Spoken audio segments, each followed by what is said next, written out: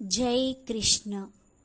కృష్ణుడిని భగవంతుడిగా పూజించే వారికన్నా స్నేహితుడిగా, గురువుగా భావించిన వారినే ఎక్కువగా అనుగ్రహించాడట. ఎక్కడ తగ్గాలి, ఎక్కడ నెగ్గాలి, ఎలా ప్రవర్తించాలి అన్నీ అర్థం కావాలంటే కృష్ణతత్వం మనకు అర్థం కావాలి. సాధారణంగా శ్రీ మహావిష్ణు అవతారాలన్నీ రాక్షసులను సంహరించడంతో ముగిసిపోతాయి. కానీ రామకృష్ణ అవతారాలు మాత్రం పరిపూర్ణ అవతారాలు. పైగా ఏ అవతారంలోనూ తానే దేవుడిని అని చెప్పలేదు.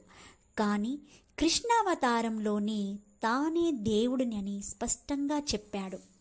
బ్రహ్మచర్యం, గృహస్థాశ్రమం, వానప్రస్థం, సన్యాస ఆశ్రమం, ఈ 4 ఆశ్రమ ధర్మాల్లో గురుతత్వాన్ని చూపించిన అవతారం కృష్ణుడొక్కటే. రాముడిని రామాయణం అంటాం, అంటే రాముడు నడిచిన మార్గం అని అర్థం. కేవలం కృష్ణుడిని మాత్రమే కృష్ణతత్వం అంటారు.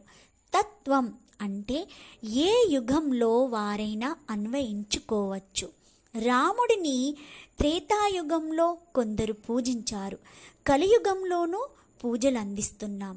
కానీ కృష్ణుడిని కొందరు ఋషులు, పండితులు కూడా తెలుసుకోవాలని, కృష్ణతత్వం అంటే ఏమిటి అని తెలుసుకోవాలని చాలా తాపత్రయపడ్డారు. అందులో వ్యాస భగవాను అంతటి వాడు వారే కృష్ణతత్వాన్ని తెలుసుకోవడం కష్టమని తేల్చేశాడు.